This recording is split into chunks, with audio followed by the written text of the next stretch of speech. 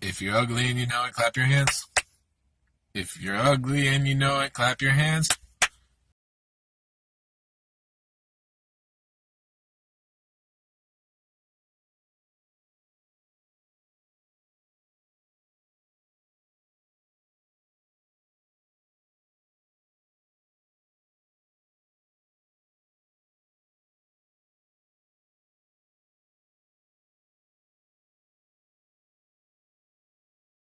Okay, excuse me. Can you stop that? I said if you're ugly. Thanks, cutie. That'd be great. Thank you. Now I'm like.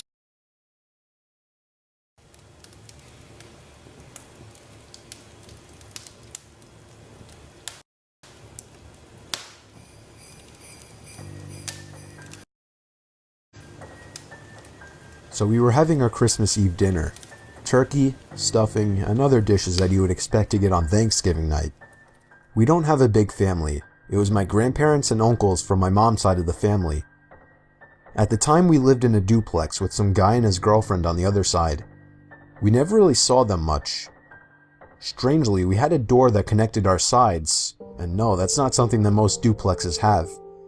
It had a very unique kind of lock though. It had to be unlocked from both sides to be opened, and it could open in either direction.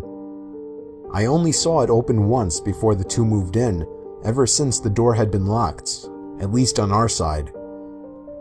While we were sitting at the dinner table eating, the doorknob to the door that separates the sides of our duplex twisted and turned before the lock would block it. It was not accidental, as it was going on for at least 10 seconds. My dad got up and walked over to the door, placed one hand on the lock and one hand on the doorknob. "You need something?" There was no answer.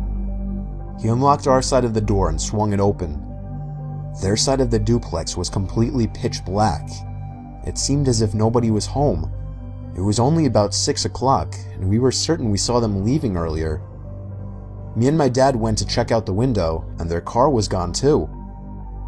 Being good neighbors, we assumed the worst, that there may have been an intruder, so me, my dad, and my uncle went to the other side to investigate. We flipped on all the lights and checked every corner and every crevice of the small first floor.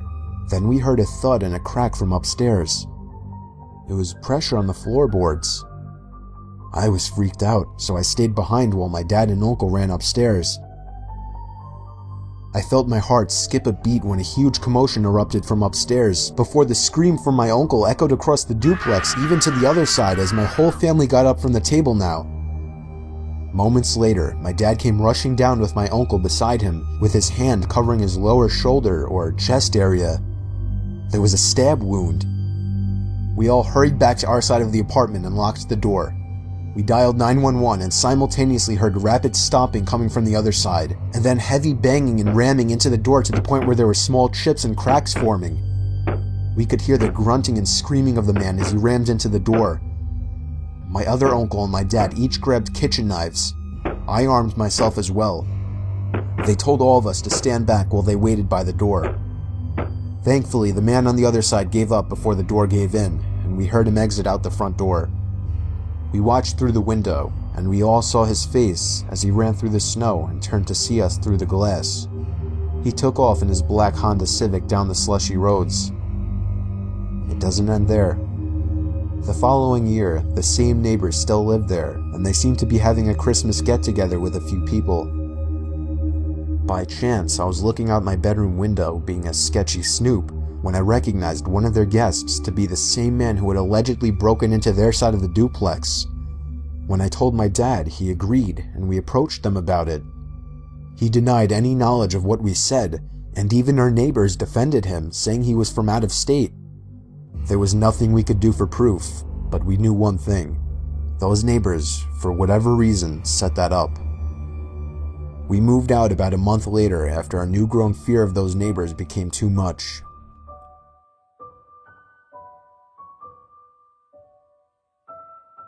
This happened when I was only 5 years old. It was Christmas Eve night, meaning I guess it was technically Christmas, and I had awoken at probably 3 a.m. or something. I walked downstairs to the living room out of my little boy curiosity to see if Santa had delivered any presents yet. The tree was full of presents underneath already. I was so happy. Santa had come already. But what was this? there was someone in the kitchen going through the fridge. I remember stepping into the kitchen and seeing a really tall man going through the fridge chugging a milk carton. When he spotted me, he put the carton back in the fridge and shut the door. He then put his fingers on his lips to tell me to be quiet. Are you Santa?" I asked him. "Yes, I am," he told me quietly. He walked past me, patted me on the head, and stepped into the living room next to the tree. I don't know what I was thinking, even at 5 years old, as he wasn't wearing anything even resembling Santa. He looked around at all the gifts. I thanked him for all the presents as he began picking up the bigger boxes. I remember being confused, and I'm pretty sure I asked him why he was doing what he was doing, but I don't remember exactly what he said.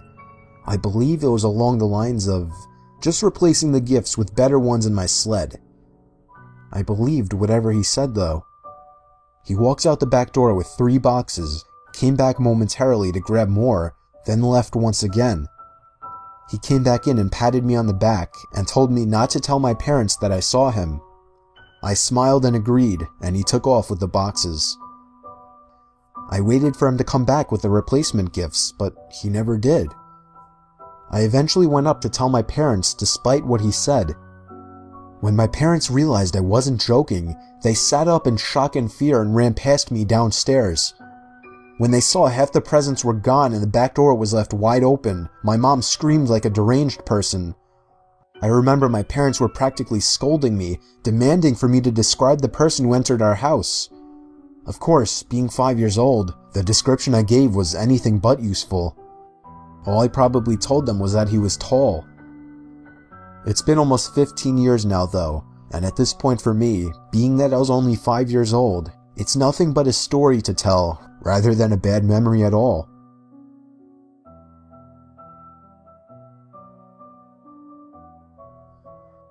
Did you ever used to have a fear of those guys who would dress up as Santa Claus in the mall or at Christmas parties?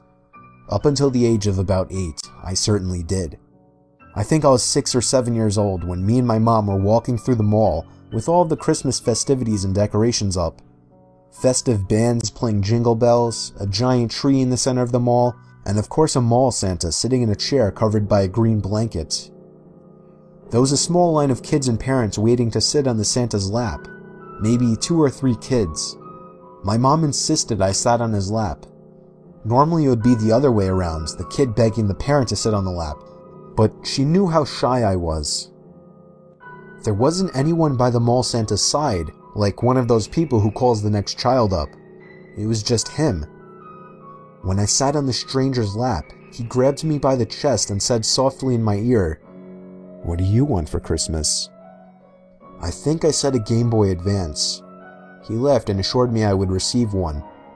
Then, for whatever reason, my mom walked up to the Santa and said something quietly to him. He chuckled in response to whatever she said and then said no problem.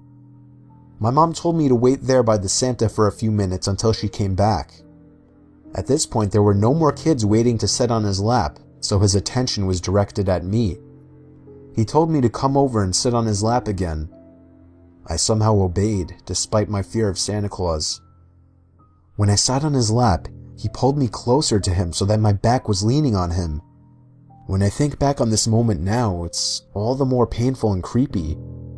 He then whispered in my ear that he had a Game Boy Advance outside by his sled, and if I followed him, I would get it right now and wouldn't have to wait until Christmas.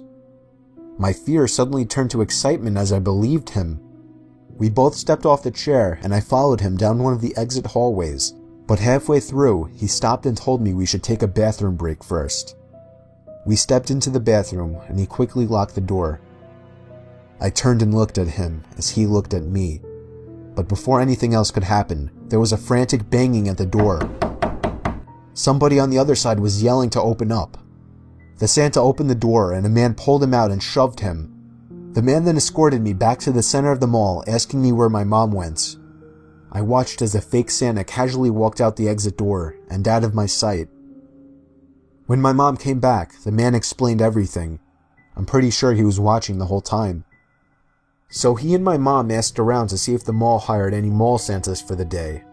They did not. Whoever that was just a pervert dressed as Santa to get kids to sit on his lap and possibly wait for a perfect opportunity to snatch one, just like he almost did me.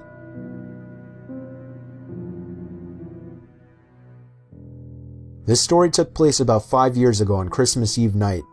It was around 1 in the morning, and I had just finished placing presents under the tree. I went upstairs to brush up and everything, then came back downstairs to the kitchen to get a glass of water before bed. My son Jake, who was 4 at the time, was standing by the stairs leading to the basement. I asked him what he was doing up so late. He pointed down the stairs and said, "Santa." I picked him up and carried him back to his room. I took a glass of water and went to bed. I woke up around an hour later to my son running down the hall outside my room. I sighed and got out of bed. As I was going down the stairs, I saw Jake by the tree looking at presents. Then he ran past me into the basement stairs again. He pointed down the stairs again. This time I looked down the stairwell, and my heart dropped as I saw a black figure sitting on the bottom step. I almost screamed, but I somehow held it in. I pulled my son quietly away from the basement door and closer to the front door of the house. I moved my hand away from my son's mouth to reach for the lock in the doorknob. I tried to pull the door open as quietly as possible, but it was pointless. The squeaky hinges let out the usual ear-piercing screeches, and I cringed in my mouth and eyes as I did. Suddenly, there were heavy stomps coming from up the basement stairs. I screamed and pushed open the storm door and practically threw Jake outside. I shut both doors behind us and we ran to the neighbor's house. I rang the doorbell as fast as possible, probably 30 times before they answered. After that, we went inside and stayed there and waited for the police. Whoever that person was gone though, as determined after the police conducted a thorough investigation of the house.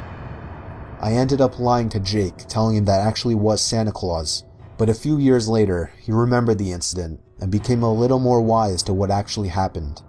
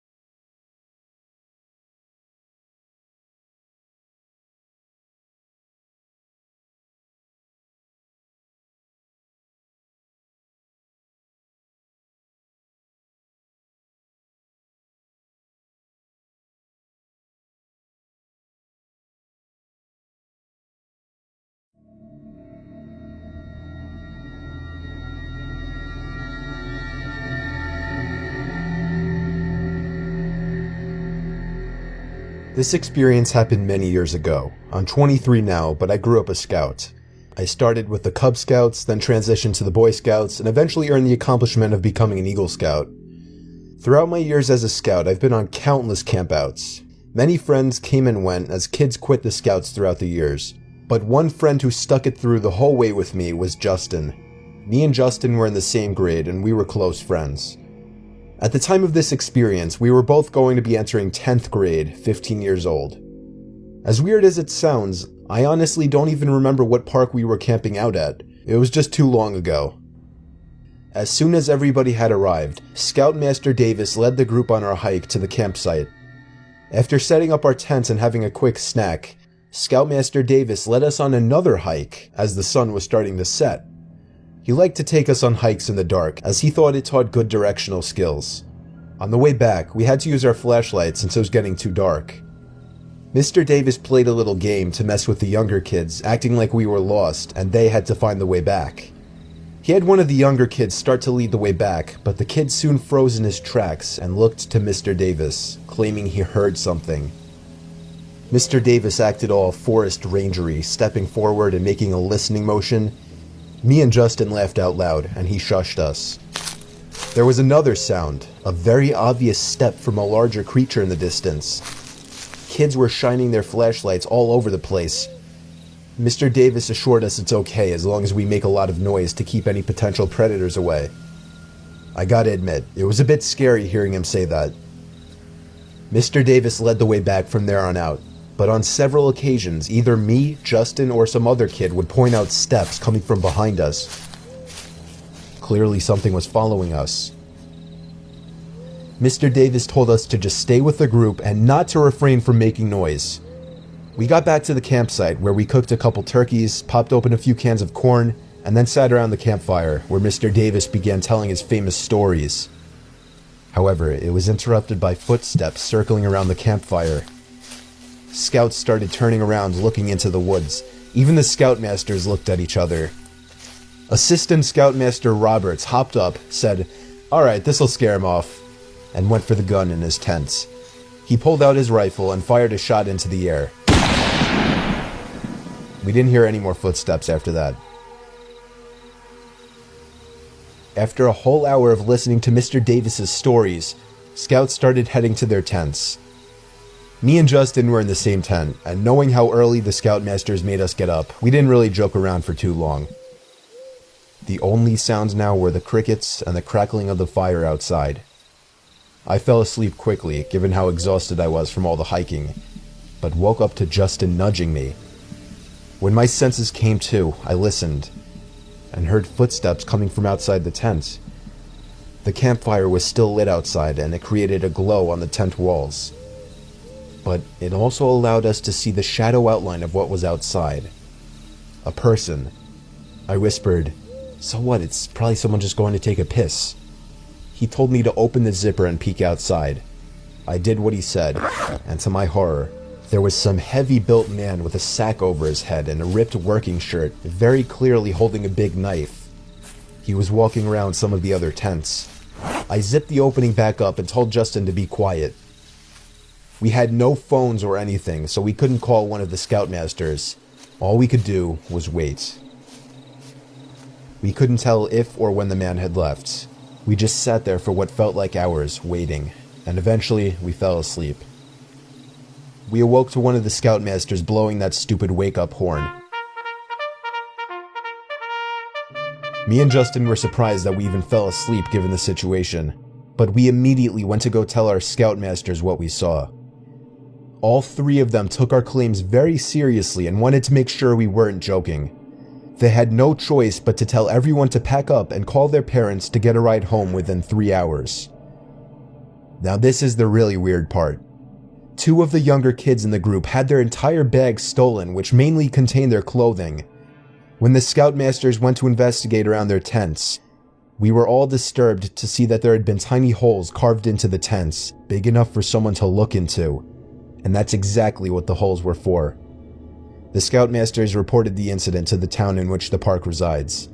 It still horrifies me, given how real the situation was for me, that somebody literally followed us into the middle of the woods, spied on two 11 or 12-year-old kids while they slept, stole their clothes, and did whatever else. Thankfully, nobody was hurt, but the incident overall hurt the group, as some parents refused to allow their kids to go on any more campouts.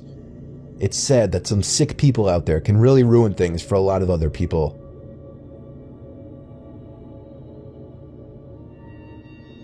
I'm a 15-year-old Boy Scout from Houston, Texas. My troop flew us out to Denver, Colorado, and we drove to a camp called Camp Alexander, about 45 minutes away from Colorado Springs. Me and 4 other people in our troop were participating in the high adventure program that the camp offers. This basically means that we were doing things like climbing mountains and white water rafting. 4 days into our trip and nothing has happened to us. We set up our tents next to the Arkansas River, as we would be rafting in it the next day. I sleep very poorly in sleeping bags, and had been waking up covered in sweat every night, and that night was no different. I woke up with my face in a puddle of drool and sweating all over my body. I checked my watch and it was around 3:45 a.m. I decided that it would be best for me to step out of my tent for a while and cool down. I put on a shirt and shorts and unzipped my tent. The way my tent was positioned, the opening was facing towards the river, and I immediately noticed that there was someone standing in the middle of the river facing downstream. The water was about waist high and 30 to 40 degrees Fahrenheit, and whoever was standing in there didn't have a shirt on, so I was extremely confused. After a moment of staring, I realized that I knew this person. He was my friend, who I'll be referring to as Dalton for privacy reasons. I called out for him 2 times before he finally moved. He looked right at me, and then he looked around as if he were processing the situation. He yelled at me, "What the fuck?" He ran back to the shore as fast as he could. I grabbed him a towel and shirt and asked him what the hell he was doing in the middle of the river at 4 in the morning. He answered saying that he didn't know and that he had just woken up to me yelling at him in the middle of the river.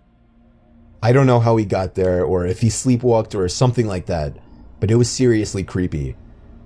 Nobody believed us in the morning and we just decided to forget about it. Dalton said he had never sleepwalked before or anything like that, so I have no idea why or how he would have gotten into that river. All I know is if I didn't wake up that night and get out of the tents, my friend Dalton might have been dead come morning time. This is going to be a brief, horrifying, 100% true story of mine. I was 13 years old and one of the quieter kids in my Boy Scout troop. I'm not totally a shy person, but I couldn't really relate to any of the kids in my Boy Scout group. We were on our last campout of the 2008 camping season. It was in October and it was a little chilly, making our many hikes a little more bearable. This was the last campout of my life, and you'll soon know why. During one of our hikes, I was trailing behind the group as I usually did. I had this sudden urge to pee, so I let the group get a little further ahead and then went behind a tree. I almost had a heart attack as something made a heavy thud on the ground not too far away from me. It didn't sound like a stick or branch falling, it sounded like something putting its foot down into the leaves. I didn't know what to think, all I know is I was freaked out. I ran to catch up to the group. I had no idea what just happened, so I didn't want to tell anybody about it.